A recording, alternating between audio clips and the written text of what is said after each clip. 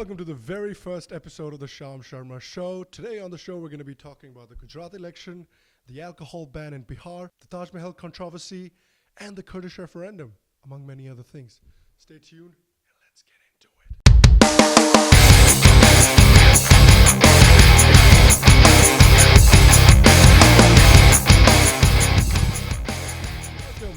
Welcome to the very first episode of the Sharma show. Thank you for watching. I appreciate you. Now, our very first story of the day is going to be about the Gujarat election. Now, the Gujarat election is seen as a very important election particularly from the point of the general election coming up in 2019 for a variety of reasons. Number one, the Gujarat government has been run by the BJP for almost the past 2 decades. So there's a lot of anti-incumbency against the government, as you'd expect from a government that's been ruling for 20 years pretty much. Now, the second point obviously is that if the Congress can score an upset win in this state, it's going to have huge ramifications, at least, symbolically, because firstly, it's the home state of the Prime Minister Narendra Modi. And if the BJP government is defeated in Gujarat, it's a pretty big symbolic win for the Congress, particularly when looking at the 2019 general elections as well, because they haven't had a lot of luck when it comes to elections so far. So pulling off an upset win in Gujarat will be absolutely massive for them. As part of the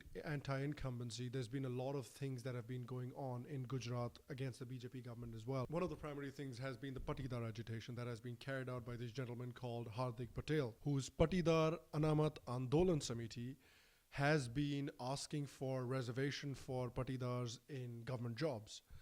Now, it's a very tricky situation when it comes to this in Gujarat, because there's another leader called Alpesh Thakur, who is the head of the OBC Ekta Manch and also the leader of the Thakur Sena. Now, these guys already have reservation in government jobs, and the Patidars here are now asking for reservation in government jobs as well.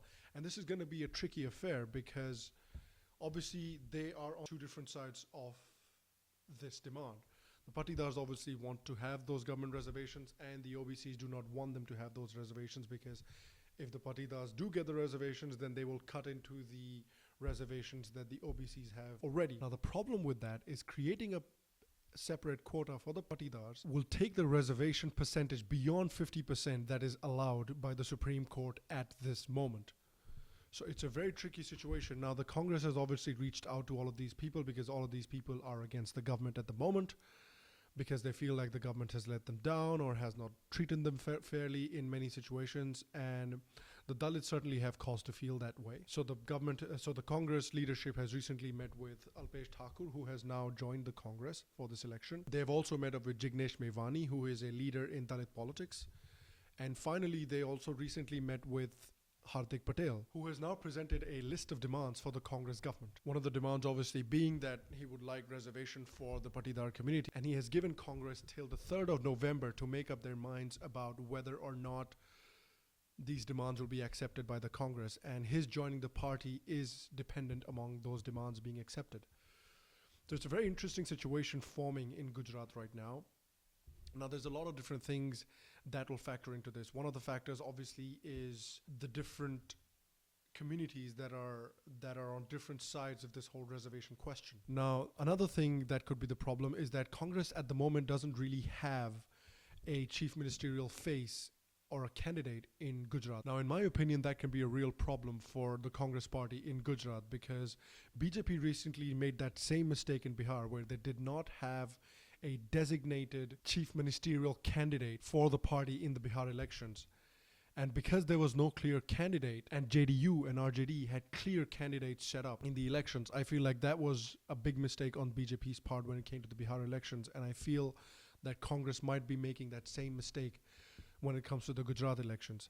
Secondly, Narendra Modi is still very, very popular in Gujarat, and BJP, even though Narendra Modi is not running for chief minister position in Gujarat, BJP is still the party of Narendra Modi, at least according to many Gujaratis. So at least they have that going for them. There was also a recent poll done by a Lokniti Center for Studies of Developing Societies, which showed an increase in 30 points of the vote share for the BJP in this year's election. A lot of people who support the BJP, a lot of people in the BJP might see this as very good news, but I'm not 100% sure on this yet, because a couple of years ago, the Congress party actually had some pretty big wins in the Zilla Parishad and the Taluk Parishad 2 years ago, where they got bulk of the votes and they did very well in those elections. They have been doing the groundwork. There's a lot of anti-incumbency against the government at this moment, as you would expect. And there are also these various groups like Alpesh Thakur and Hardik Patel and Jignesh Mevani who are opposed to the government right now. A silver lining for the BJP is that Alpesh Thakur and Hardik Patel's goals seem to be incongruent with each other.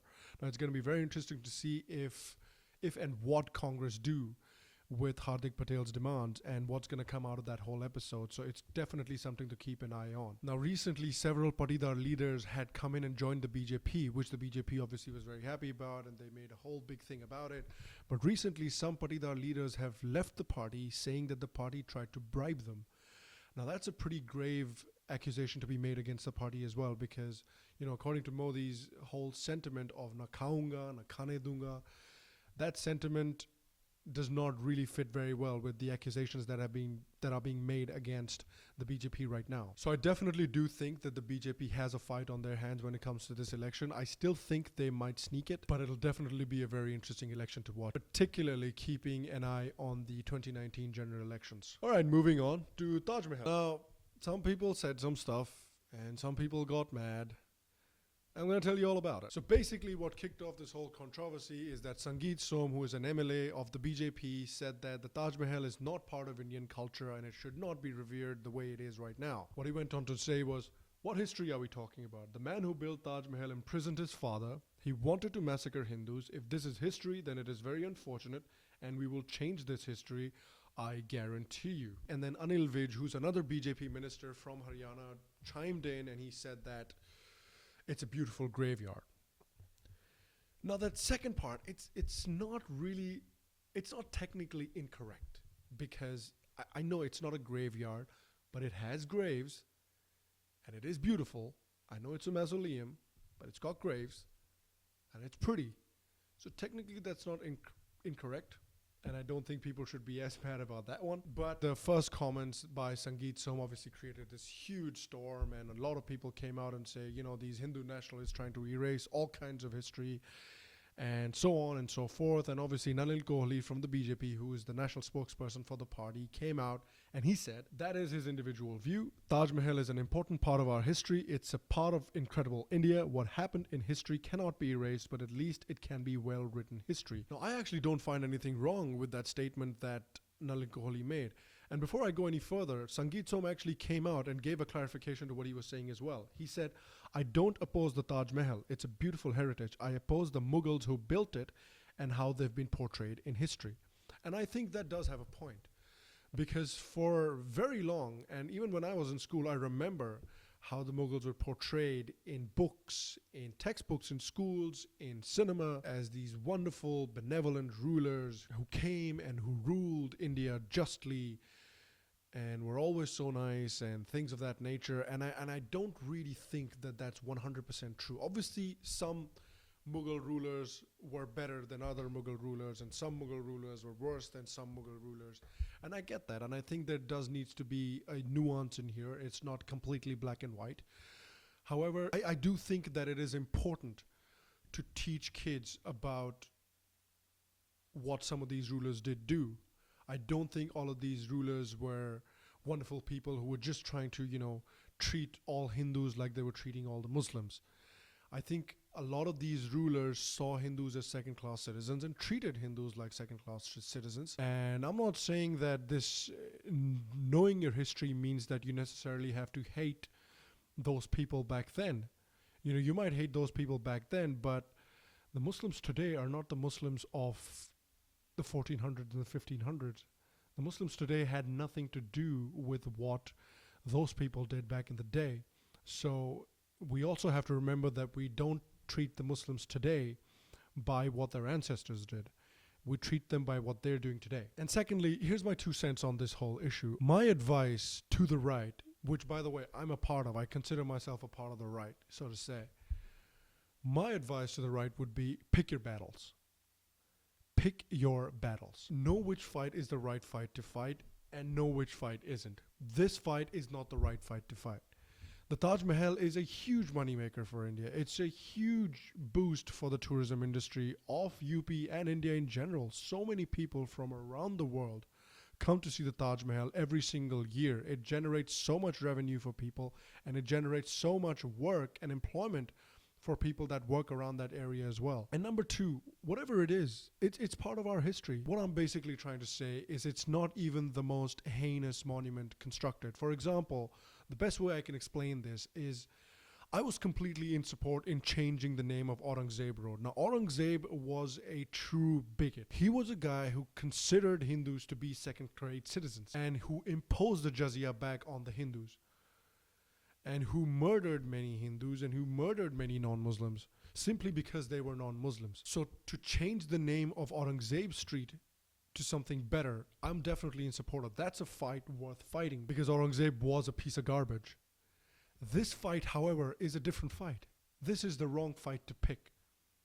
There are many other worthy causes out there that deserve the right's attention, and I don't think this should be the top of the list. The Taj Mahal, for whatever case it may be, it is still a beautiful monument, and it is also a huge tourism moneymaker for India. I particularly don't even think that Sangeet Som meant that sentiment. I mean, he did clarify himself later, and I think what he said later did make a lot more sense than what he said in the beginning. And that's exactly what I'm saying as well. So I think this issue shouldn't be much of an issue because I don't think this issue is as bad as a lot of people are making it out to be. Moving on. All right, the next news story we're going to be talking about is the alcohol ban in Bihar. Now, that's always been a topic that's pissed me off a little bit, particularly because I am from Bihar. And this alcohol ban, I don't see this much more than just simple virtue signaling for votes by the current government over there. My problem with bans like these tend to be that they don't really solve a problem. And in fact, they create problems of their own. Now, one of the problems that a ban like this would create is an illicit black market for alcohol.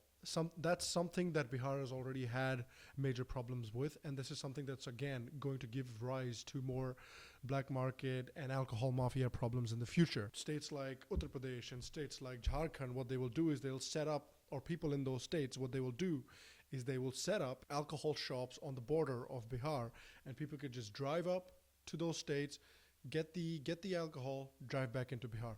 That's literally how simple it is.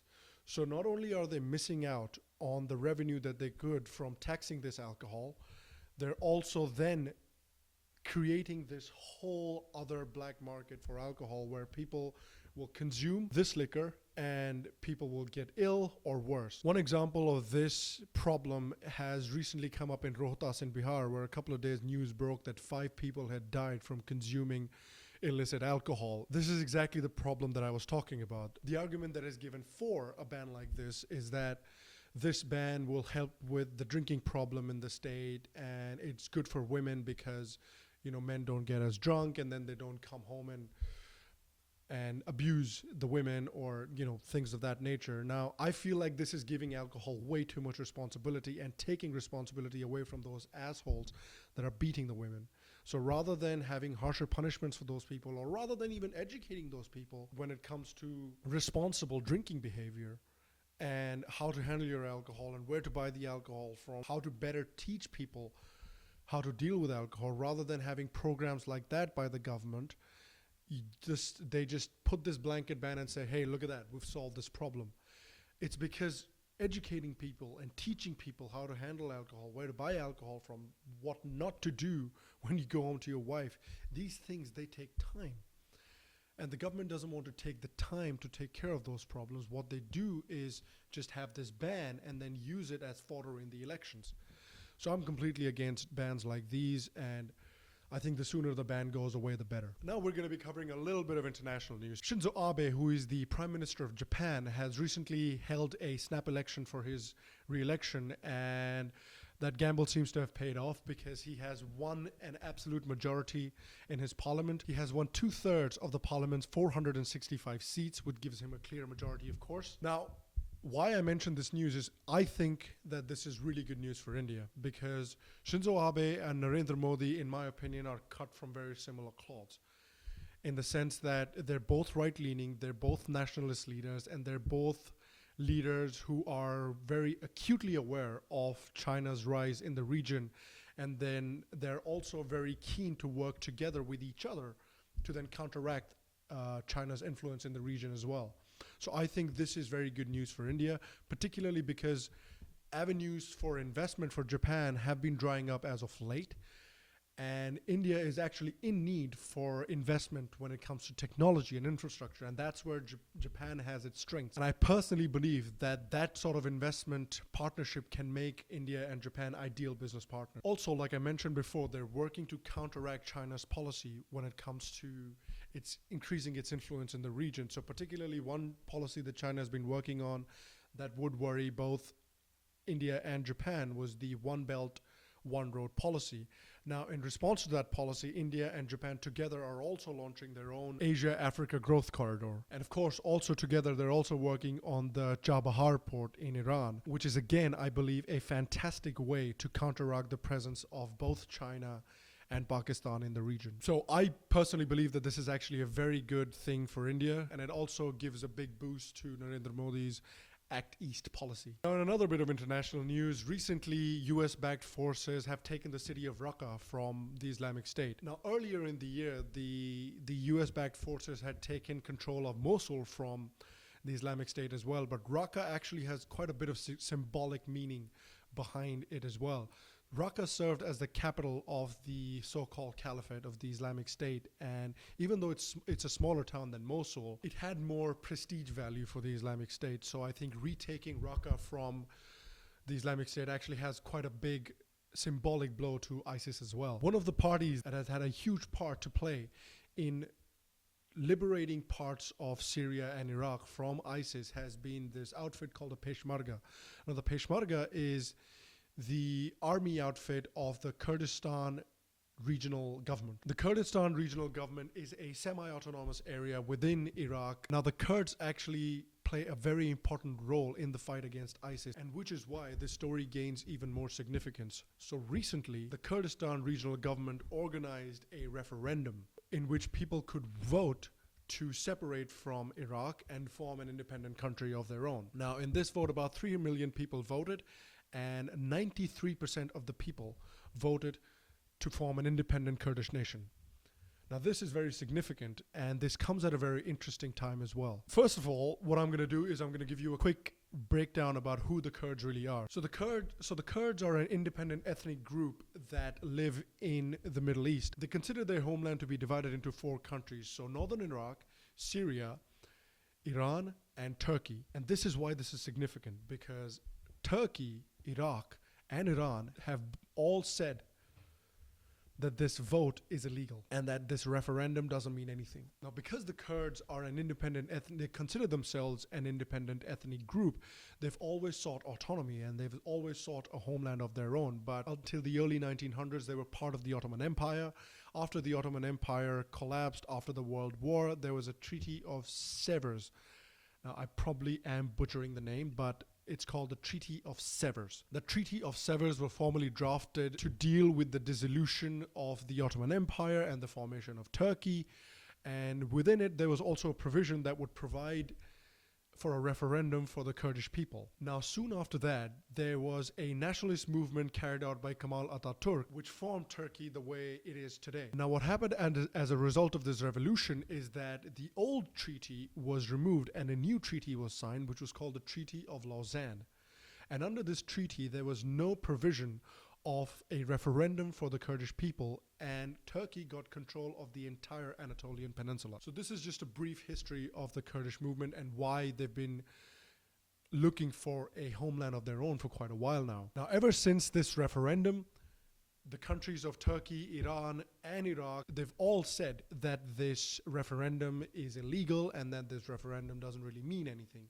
And as a result of this referendum, the Iraqi army has actually attacked some of the positions where the Peshmerga have been. For example, the city of Kirkuk, which the Peshmerga rescued from ISIS a little while ago. Iraq has actually made some inroads into taking back that city from the Kurds, because that's a very vital city because it produces a lot of oil, and obviously whoever controls that city controls the oil. Now, along with Turkey, Iran, and Iraq, even the US and Europe does not agree with this referendum, because most of those countries in Europe and the US, they see this as rocking the boat at the worst possible time, because right now the US-backed forces have made a lot of inroads into ISIS territory, and they're very close to defeating ISIS in most of the areas that ISIS still occupies. So obviously, with the Kurds now trying to form their own country, the US obviously sees it as a very bad time to make a move. And they also feel that ISIS may gain from this conflict between Peshmerga and the Iraqi forces. Because the referendum was conducted at such an inopportune time, there has been some fallout of it. So Masoud Barzani, who was the leader of the Kurdish people, has announced that he will be stepping down come November 1st. Obviously, Barzani has taken a lot of flack for conducting this referendum, which a lot of people are now accusing him of betraying the Kurdish people and that losing all the advantage that the Kurds had, including losing all the territory that gained from Kirkuk and Iraq. And that's created a bit of a flux when it comes to Kurdish leadership, because there's no really clear person to lead them right now. So it's a very interesting situation that's developing, and that's definitely something that we should be keeping an eye on, and that's definitely something that I'll follow up in a future show. Now, finally, I'd like to finish this show with a feel-good story. Now, this is one of the stories that I feel like has kind of gone under the radar a little bit, but I think it's a very important story nevertheless. And that's about India organizing the Under-17 Football World Cup. Now, I remember back in 2010 when India was trying to organize the Commonwealth Games, and it was an absolute fiasco. All the way from building all the stadiums, building on the amenities, to the insane amounts of corruption that took place in organizing that event, and the hotels and the food and the cleanliness, none of that stuff was up to scratch. And I remember that, and I remember what an international embarrassment that was for India. And so many people were saying that they wonder if India is ever going to get to host a big event like that again. But, slowly and steadily, under the radar, they applied to host the Under-17 World Cup. They got to host the Under-17 World Cup, and by all accounts, it's been an absolute success. So the FIFA head of competitions, Haim Yarza, again, I'm probably killing this name as well, and I'm sorry, but I think this is how it's pronounced. Haim Yarza said, infrastructure provided for the first ever FIFA tournament was world class, and all the teams were happy with the organization. He went on to say, the figures speak for themselves. It's going to be the most attended Under-17 World Cup. On the field, the matches were of high quality, played in high speed, and technically also it was of high class. It has been a fantastic tournament, and India has delivered it. It shows that India is a football nation in every sense. That's great. Who knew that we can actually go ahead and organize a fantastic sporting event? He also said all of these stadia are not only of FIFA Under-17 World Cup level, but of senior FIFA World Cup level as well. In every aspect, India can host bigger FIFA events in the future. India should be proud of having these kinds of infrastructure. Again, all of this is really fantastic, and I think it bodes really well for us to be able to host tournaments in the future as well. And I think kudos goes to the sports ministry and the sports minister, Rajyavardhan Singh Rathore, as well. I think by all accounts, India has done a fantastic job in organizing this tournament. Everybody seems to be happy with the organization of this tournament as well. And Yarza also said that India had also applied for the Under-20 World Cup, and that because he was so happy with the organization of the Under-17 World Cup, he's going to go back and make the case for India for the Under-20 World Cup as well. And this is incredible. The attendance for the final of the Under-17 World Cup was 66,684 people. That is fantastic. That's for a soccer game, not cricket. That kind of attendance for a football tournament. As a football fan, I cannot tell you how happy that makes me to see that there's a packed stadium for a football game in India. I love it.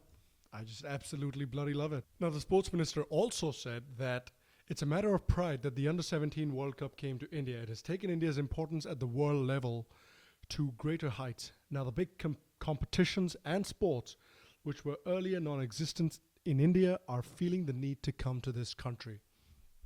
And I think that's absolutely fantastic news. It's high time that India took its spot in international competitions. And I think a great way is to start organizing fantastic international competitions. And I think after the success of the Under-17 World Cup, people will see us as a serious sporting country, and at least a country that's serious in organizing a fantastic tournament for football as well. And I hope this gives football the exposure it deserves in India. Essentially, that's the feel-good story of the day, and that's the show as well. I hope you like the show. We're going to be back tomorrow to again give you a rundown of the top stories of the day. And I hope you've enjoyed this episode. And if you have, please like the show, share the show, leave a comment, and tell me what you thought about it. If you agreed with something, please let me know. If you didn't agree with it, please let me know. So we can have a dialogue, and maybe, if I said something that you didn't agree with or you thought that I was wrong, tell me none. And if it's a sound argument, I'll be happy to change my mind. And again, if you enjoy the show, please subscribe to the show. It helps the channel, it helps me out, and I am looking forward to seeing you again tomorrow. Till then, stay healthy, stay happy, and I'll see you soon.